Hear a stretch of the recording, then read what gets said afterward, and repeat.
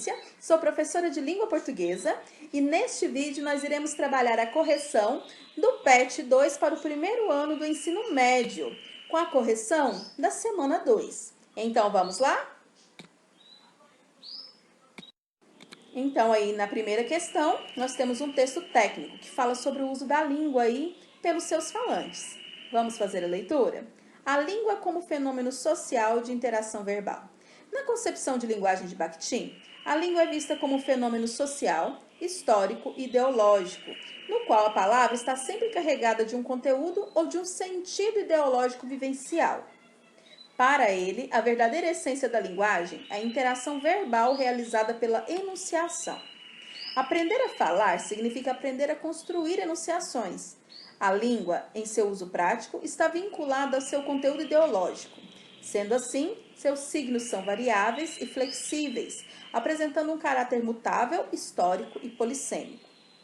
Então aqui, quando ele trata desse texto, ele fala dessas variantes que a gente tem na língua, que ela vai variar aí de acordo com o tempo, de acordo com a região que vivem seus falantes, faixa etária, de acordo com a escolaridade. E isso aí são coisas naturais do nosso dia a dia. Então, quando ele fala aí que a palavra está carregada de um conteúdo, de um sentido ideológico ou vivencial, ele está falando que essa língua, ela sempre vai estar baseada na vivência dos seus falantes. E aí ela vai estar sempre trabalhando o seu uso prático. Então, a gente aprende a língua quando a gente começa a falar lá, ainda lá na primeira infância, ainda bebezinho. Então, a gente aprende a falar e a gente vai construindo o nosso vocabulário com o passar do tempo. Então, essa língua ela vai ser mutável, ou seja, ela vai estar em constante variação. Ela vai ser histórica, porque ela vai fazer parte da história de um povo ou de uma cultura ali, em que ela esteja inserida. E ela vai ser polissêmica, ou seja, ela vai ter aí a construção de vários sentidos, dependendo dos seus falantes. Então, sabendo disso, qual o motivo do autor do texto ter utilizado a variante linguística própria daquele grupo social? De qual grupo social? O texto, a gente pode ver que ele é voltado para pessoas que falam, que conhecem sobre o assunto da linguística. Então, o trecho ele vai fazer parte de um artigo que vai tratar da concepção da linguagem e do seu uso pelos falantes no cotidiano, como um fenômeno aí da sociedade. Ele é voltado para um público específico. Então, que público é esse? Acadêmicos, professores, estudantes, pessoas interessadas na área de linguística. E para isso, ele vai se utilizar da variante culta da língua, de citações de outros autores que falam sobre o mesmo tema, de linguagens próprias de pessoas que estudam sobre esse assunto, inferindo-se aí que os receptores da mensagem, aqueles para quem ele escreve, eles vão se utilizar da mesma variante da língua e que eles vão conhecer sobre o assunto abordado. Na questão número 2, temos um outro texto. Então, se o primeiro texto for um texto técnico, voltado aí para estudantes da área de linguística, este aqui já é um texto mais coloquial. Nele a gente vai ver aí a marca da fala de um grupo de pessoas, com palavras utilizadas por esse grupo. Então, vamos lá. A praia de frente para a casa da avó. Eu queria surfar, então vamos nessa. A praia ideal que eu idealizo, no caso particularizado de minha pessoa, primeiramente, seria de frente para a casa da avó, com vista para o meu quarto.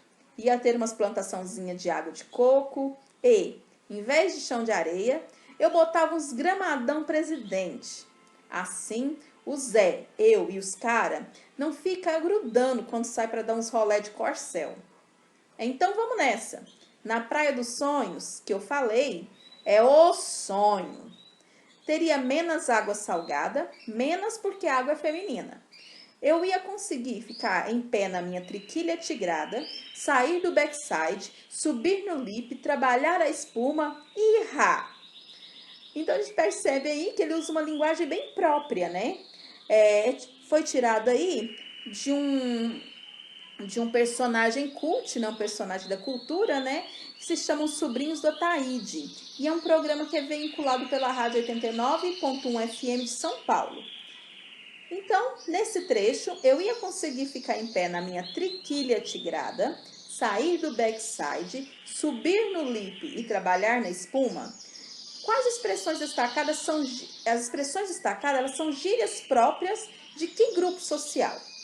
Então, aí a gente percebe que ele está falando de um esporte muito comum, que é o surf.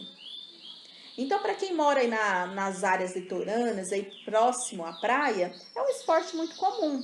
Então, triquilha tigrada, backside, lip, espuma, são gírias próprias desse grupo das pessoas que praticam o surf. Então, aí no número 3, ele vai trazer um texto e pede para você responder algumas questões aí que foram apresentadas. Então, o texto é uma música do Lobão, um grande nome aí do rock brasileiro, né? Então, geografia de verdades, Guanabaras postiças, saudades banguelas, tropicais preguiças, a boca cheia de dentes, de um implacável sorriso, morre a cada instante que devora a voz do morto e com isso ressuscita vampira sem o menor aviso. E eu sou lobo bolo, tipo para rimar com ouro de tolo. Ó, Narciso peixe ornamental, tisme outra vez. Ou em banto baiano, ou em português de Portugal, de Natal. Então, tisme aí é do inglês caçoe de mim, importune-me, né? Faça aí uma chacota, né? E a música do Lobão, como eu tinha dito, tirada do site Vagalume. Então, nesta música, a gente vê que ele brinca, né, com as palavras da língua portuguesa, que parecem, a um primeiro momento, não ter nenhum sentido, mas que trazem todo o sentido, por serem palavras aí que trabalham muito com esses contrários, com essa sonoridade da língua portuguesa. Então, aí no enunciado da questão, na letra da canção apresentada, o compositor Lobão explora vários recursos da língua portuguesa, a fim de conseguir efeitos estéticos ou de sentido. Nessa letra, o autor explora o extrato sonoro do idioma e o uso de termos coloquiais, na seguinte passagem. Esse extrato sonoro tem a ver com a sonoridade das palavras, esse ritmo, essa cadência que ele consegue trabalhar utilizando-se de palavras aí que tenham sons semelhantes. E os termos coloquiais são aqueles que têm a ver com principalmente o nosso falar. Então, é aquele que não se preocupa com as normas da gramática, com as normas do português culto, né, para se comunicar. Então, a gente tem aí na letra A: quando um doce bardo brada a toda brida. Então, isso aqui, ele não, apesar de se utilizar desses efeitos aí de sonoridade, né, a gente não tem uso de termo coloquial, né? Pelo contrário, a gente tem algumas palavras aí da língua portuguesa que são até utilizadas em meios cultos, né? Aí bardo seria aquela pessoa que canta, que toca instrumento e canta músicas, né? Lá da Idade Média. Brada seria gritar, né? A toda brida, com força, né? Alto. A letra B: em velas pandas, suas esquisitas rimas. Então, também não, né? Aqui também não tem o uso de termos coloquiais. Que devora a voz do morto? Também não. Lobo bolo, tipo para rimar com ouro de tolo? Então, aqui a gente tem, né, esse uso da coloquialidade da língua. Então, aqui foi utilizado aí, ó, lobo bolo, tipo para rimar com ouro de tolo. Então, aqui a gente tem representado tanta sonoridade que é utilizada aí nessa repetição dessa palavra lobo e bolo, que você pode trocar aí as sílabas de lugar que formam uma ou outra palavra, e ela rima lá com o tolo do final, né? E assim, essa palavra, e ela se utiliza dessa coloquialidade da língua, onde ela traz aí linguagens figuradas, né, de sentido aí na leitura de quem recebe a mensagem. E na letra E, né, ela se utiliza de um estrangeirismo, né, você usar aí termos de outra língua, mas aqui a gente não percebe nenhum uso coloquial. Então, vamos lá, a resposta certa aí seria esse jogo de palavras, né, na sonoridade lobo-bolo, tipo para rimar com ouro de tolo, né? Então, é a letra D.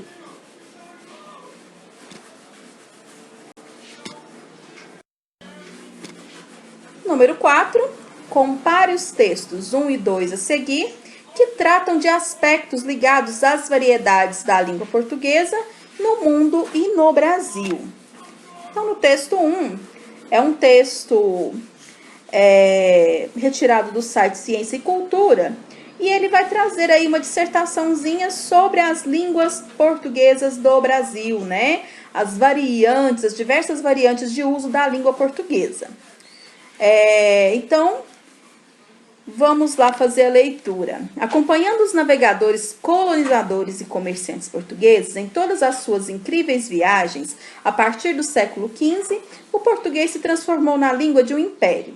Nesse processo, entrou em contato forçado, ou mais das vezes, amigável em alguns casos, com as mais diversas línguas, passando por processos de variação e de mudança linguística. Assim, contar a história do português do Brasil é mergulhar na sua história colonial e de país independente, já que as línguas não são mecanismos desgarrados dos povos que as utilizam. Nesse cenário, são muitos os aspectos da cultura linguística que não só expressam a diferença entre Brasil e Portugal, como também definem no Brasil diferenças regionais e sociais. Então, está falando dessa variedade linguística, a gente tem falado aí em todas as atividades desse PET, né? Que é essa diferença nos falares da língua portuguesa. No texto 2, ele vai explicar aí o que é barbarismo, né? Então, ele traz aí, barbarismo é vício que se comete na escritura de cada uma das partes da construção ou da pronunciação.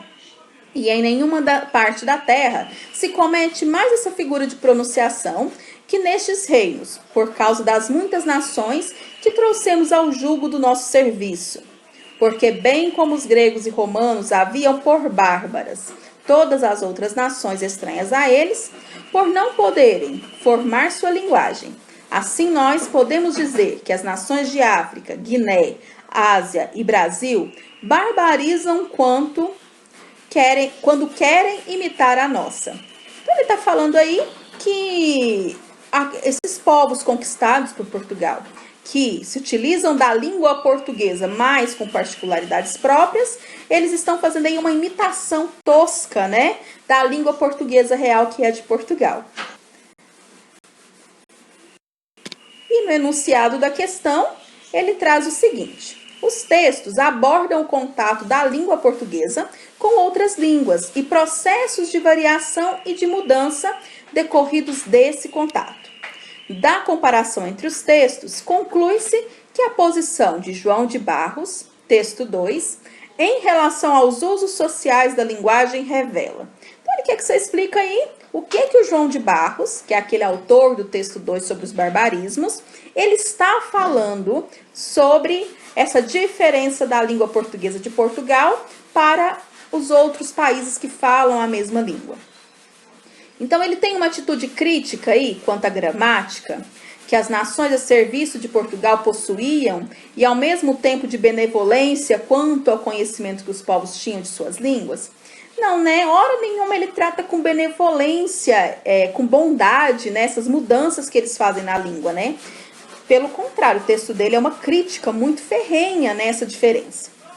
Na letra B, a atitude preconceituosa relativa a vícios culturais das nações sob domínio português, dando interesse aos falantes do idioma falado em Portugal. Então, será que isso ocorre? Ele tem uma atitude preconceituosa aí desses falantes?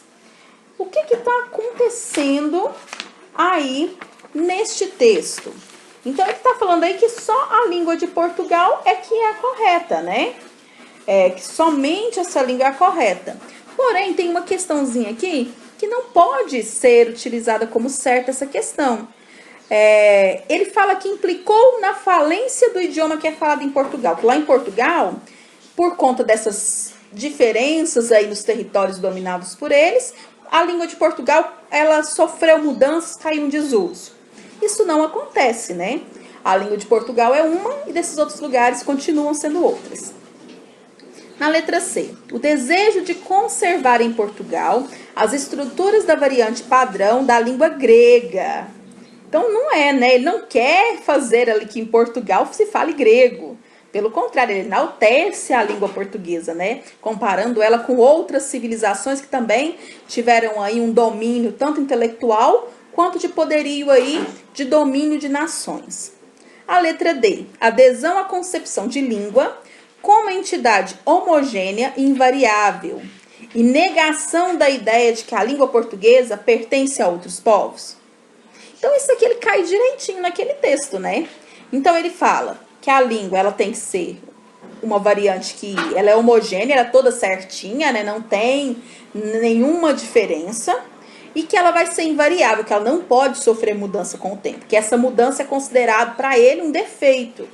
E ele vai negar a ideia de que a língua portuguesa, apesar de ter sofrido mudanças, ela pertence àqueles povos que a utilizam. Então aqui no Brasil, na África, na Ásia, onde utilizam dessa língua, ela pertence a esses povos. E as mudanças que ocorreram na língua, elas são culturais, de acordo aí com diferenças que tem da cultura europeia para esses países. Então a resposta certa é a letra D. A letra E não poderia estar certa porque fala que é uma atitude crítica que se estende à própria língua portuguesa por se tratar de sistema que não disporia de elementos necessários para a plena inserção sociocultural de falantes não nativos do português. Também não, né? Hora nenhuma ele faz essa crítica que seria necessário elementos para inserir esses nativos do português na língua de Portugal. Então ele tem aí um preconceito linguístico muito grande, né? Então a resposta letra D e vamos passar para a próxima. Nessa questão anterior, pede que você justifique a sua resposta. Então, a resposta certa foi a letra D, né? Adesão à concepção de língua como entidade homogênea e invariável e negação da ideia de que a língua portuguesa pertence a outros povos.